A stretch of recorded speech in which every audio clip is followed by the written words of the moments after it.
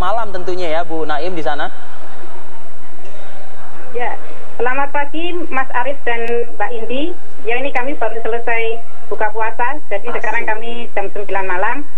Dan mungkin izinkan saya mengucapkan selamat pagi kepada ibu saya yang duduk di kursi roda ya, di Bandung untuk melihat saya, dan juga salam untuk seluruh rekan-rekan di tanah air. Wow, ini sepertinya langsung ini ya Ibu, bahwa kalau kita mengetahui di luar negeri ini sudah dimulai. Untuk yang pengiriman lewat pos, lewat surat itu dimulai tanggal berapa persisnya, Mbak? Jadi kita mulai menerima surat suara minggu kemarin dan bisa dikirimkan secepatnya. Saya sudah mengirimkan hari Senin karena paling lambat harus masuk di KBRI atau KJRI pada tanggal 13. Sedangkan yang datang ke TPS akan mencoblos tanggal 5 hari Sabtu besok. Oke, jangan disebutkan pilihannya apa gitu ya? Nggak boleh. Oh iya, padahal saya sudah nyoblos itu, Mbak. Iya. Tapi masalahnya ini sebentar lagi ada kembang api nih, Mbak, karena 4th of July ini tanggal 4 Juli kan hari kemerdekaan Amerika. 4th of July, betul. Sampaikan ini ya, salam buat Pak Barack Obama kalau kayak gitu. Oke, Bu Niam, saya ini bukan apa-apa ya Bu ya. Saya melihat ini di belakang sebelah kiri atau kanan? Kiri berarti ya. Kiri Ibu, saya ngeliat tuh ada Garuda nomor 1 gitu loh maksudnya. Yang itu ya di belakang kiri Ibu itu tuh. Nah, ini ada apa Bu gitu loh. Maksudnya apakah memang menunjukkan banyaknya memang sahabat-sahabat Prabowo begitu di Boston atau seperti apa? Bisa Ibu Niam ceritakan? Kemarin tanggal 28 Juni kebetulan saya dan rekan-rekan mendeklarasikan simpul kebangsaan di Boston untuk Indonesia Bangkit. Meskipun itu adalah wujud kontribusi intelektual kami, tetapi secara lebih spesifik sebagai bentuk dukungan kepada Prabowo Hatta.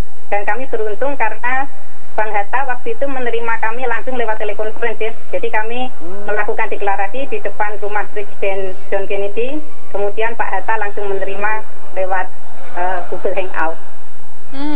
Tadi itu ada tulisan I am. Sendiri sebetulnya sampai ini ya Mas ya, pertengahan Mei itu saya belum tertarik dengan hiruk-pikuk pemilu presiden. Kebetulan saya sedang ada tugas di sini, jadi saya sampai mendeaktifasi Facebook saya. Tetapi ketika saya perhatikan lewat Facebook suami saya, banyak informasi yang menurut saya kurang benar, khususnya tentang Pak Prabowo. Saya tertarik untuk menulis berdasarkan apa yang saya ketahui. Karena ini mungkin sebuah kebetulan, tanggal lahir saya itu 29 Mei, sama dengan Presiden Kennedy, sama dengan Pak Sumitro Joyo Hadikusumo ya. Jadi bapaknya Prabowo. Sejak saya SMP, SMA itu saya banyak membaca tentang kiprah Profesor Sumitro, tentang Presiden Kennedy, dan saya cukup banyak membaca tentang keluarga beliau. Apalagi sepanjang tahun 95 sampai 97 itu boleh disebut puncak karir Pak Prabowo ya, di bidang militer. Itu hampir semua media massa memuat beliau. Kebetulan yang saya waktu SMA saya tinggal bersama yang saya itu langganan semua majalah, hampir semua media massa pada saat itu ya, seperti Forum Keadilan, Tempo yang kemudian berubah menjadi Gatra, Panji Masyarakat, Kompas, Republika, itu saya baca semua. Jadi saya masih punya memori tentang Pak Prabowo sebelum 98 itu seperti apa. Dan tiba-tiba karena sebuah peristiwa yang kita sendiri sebutnya tidak begitu yakin, banyak yang mendiskreditkan beliau. Oke, Mbak, tadi kan Mbak mengatakan bahwa kurang lebih pertengahan Mei itu belum tertarik begitu ya, dan kemudian tiba-tiba tertarik dan bahkan mendeklarasikan. Apa perubahan apa dalam demikian cepat ini yang terjadi di sana, Mbak? Jadi kan saya ikuti perkembangannya. Tadi saya sebutkan di Facebook suami saya itu, saya membaca ketika mulai ada yang mengatakan ini pertarungan antara kubu yang baik, di mana orang baik berkumpul dengan orang baik.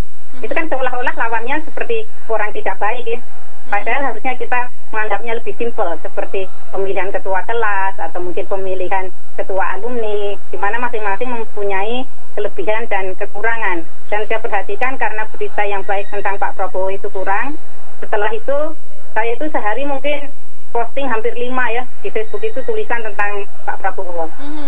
Jadi saya merasa saya punya sebuah kewajiban untuk membagi apa yang saya ketahui, karena saya tahu beliau itu lahir tahun 51, kemudian pada umur 7 tahun karena bapaknya itu agak berbeda pendapat dengan Presiden Soekarno pada saat itu, kemudian mengasingkan diri selama 10 tahun. Saat itu sebetulnya sebuah berkah ya untuk Pak Prabowo, karena beliau sekolah di Malaysia, di Hong Kong, di Belanda, di Swiss, yang membuat beliau itu menguasai 4 bahasa. Menguasai bahasa itu kan luar biasa ya, artinya bisa banyak wawasan, bisa membangun sebuah ide, dan itu boleh dibilang nilai plus beliau. Dan ketika beliau pulang pada usia yang sangat muda, umur 16 atau 17, sudah membuat LSM pertama. Ini Pak Prabowo bergabung dengan dia, yang sudah difilmkan itu, Sohoki, itu membuat LSM pertama untuk memberdayakan masyarakat di daerah Gunung Kidul. Nah, yang seperti ini kan tidak banyak orang yang tahu ya.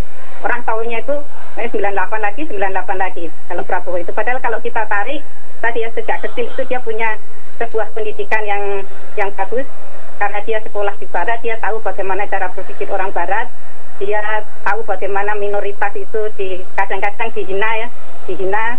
Jadi ada sebuah kebanggaan sebagai orang Indonesia. Kemudian pulang dalam usia yang sangat muda, membuat LSM pertama di Indonesia sebelum akhirnya masuk Akademi Militer tahun 1970. Nah, itu kan tidak banyak yang tahu bahwa sejak kecil, sejak muda, beliau itu sudah konsisten ya. Konsisten pembelaan kepada rakyat kecil, kemudian dilanjutkan dengan karir militer yang menurut saya sangat gemilang sampai tahun 98 itu. Dan ternyata setelah pensiun, beliau menjadi bisnismen, lagi-lagi berhasil ya. Menjadi bisnismen, kemudian menjadi politisi dengan membuat Partai Gerindra pada tahun 2006. Dan itu boleh kita bilang sangat berhasil juga sebagai politisi, karena di tahun 2014 bisa nomor 3, di mana nomor 1, 2-nya itu sebetulnya partai warisan Orde Baru ya. Jadi Gerindra itu boleh disebut partai dengan jumlah suara tertinggi untuk 2014 yang lahir dari rahim reformasi. Jadi di sini saya melihat saya perlu menulis lebih banyak tentang Pak Prabowo ya, tentang sisi positif dari Pak Prabowo, karena beliau punya pergaulan yang sangat luas, beliau punya wawasan yang sangat luas, jadi tegas, kuat, dan mungkin beliau itu pencari bakat ya. Kalau kita perhatikan 2 tahun terakhir, beliau termasuk yang mendukung Jokowi, Ahok menjadi gubernur dan wakil gubernur DKI, kemudian Bima Arya di Bogor, juga Kang Emil di Bandung. Itu saya menyebut beliau itu sebagai pencari bakat. Ternyata yang beliau dukung itu semuanya kepala daerah yang punya performansi sangat baik ya. Bagaimana kira-kira nasib si pencari bakat, Bu? Halo, Bu Naim. Iya. Kalau si pencari bakatnya sendiri bagaimana nasibnya, Bu? Ya kan tadi yang mencari bakat itu maksudnya kan tadi ya bisa mendukung seperti Kang Emil atau bagaimana nasibnya si pencari bakat ini, Bu? Pak Jokowi dan Ahok. Jadi ya itu beliau meskipun mungkin awalnya tidak terlalu kenal ya, karena Kang Emil juga menyebutkan waktu beliau didukung oleh Pak Prabowo sebetulnya mereka baru saling mengenal, tetapi ketika Kang Emil itu menyampaikan visi misinya, Pak Prabowo percaya dan secara penuh mendukung pencalonan Kang Emil sebagai wali kota Bandung ya. Saya pemegang KTP Bandung Mas, jadi saya itu meskipun sampai SMA saya di Solo, tapi sejak kuliah pindah ke Bandung ya. Baik, ini sebetulnya kita masih ingin bincang ya mengenai IM, Harvard Medicine dan lain-lain. Itu ada tulisan di belakang yang kami bisa lihat begitu. Tapi waktunya sudah habis. Mbak Naim, terima kasih sudah berbagi ya. Saya menambahkan sedikit nggak Mbak? Singkat sekali, silakan. Singkat sekali. Ya, mungkin saya mau menambahkan satu segmen aja. Silakan Bu Naim sekarang. Sekarang mungkin silakan Bu. Gini, banyak orang itu kan mengapa sih Pak Prabowo itu punya kuda banyak, kemudian mengurus pencak silat, kemudian berbicara tentang macan Asia. Kuda itu yang saya baca, kuda beliau itu diwakafkan atau disedekahkan untuk tim polo Indonesia ya. Tim polo, tim berkuda, di mana di dunia tim berkuda itu biasanya anak-anak raja ya, anak raja atau anak elit. Tim berkuda Indonesia ini unik karena ada anak petani, ada anak buruh, dan 2 bulan yang lalu mereka menang di tingkat Asia. Ini disupport penuh oleh Pak Prabowo. Kemudian pencak silat itu sudah 20 tahun sebagai olahraga khas Indonesia, karena tidak ada yang memperhatikan beliau yang 20 tahun sudah mendedikasikan dirinya ya, untuk pencapaian pencak silat. Jadi ini sesuatu yang harus, dan tentang macan Asia itu kan banyak yang suka meremehkan ya macan ompong, padahal kita tahu geopolitik sekarang itu sudah bergeser. Amerika Serikat tidak kuat dulu, sekarang ada kekuatan Cina, bahkan tahun 2025 diperkirakan GDP itu 50% akan ada di Asia, di mana Indonesia adalah salah satunya. Jadi itulah mengapa Pak Prabowo itu mengatakan macan Asia, karena memang sekarang itu kebangkitan untuk Asia, jadi harus kita support, bukan justru ini ya, bukan justru kita remehkan. Baik. Lengkap sekali ya Bu Naim. Lengkap sekali. Terima kasih Bu Naim. Kita ngobrol. Ratusan WNI di Mesir mendeklarasikan dukungan bagi pasangan Capres-Cawapres Prabowo Subianto dan Hatta Rajasa. Para WNI ini merupakan relawan dari Partai Gerindra dan PKS Mesir, serta mahasiswa Universitas Al-Azhar Mesir. Selain mendeklarasikan dukungan, mereka juga menggelar aksi pengumpulan tanda tangan di selembar spanduk. Nantinya spanduk ini akan dikirimkan ke markas tim pemenangan Prabowo Hatta di Rumah Polonia, Jakarta. Pada acara ini, para WNI juga memutar video profil dan visi misi pasangan Prabowo Hatta.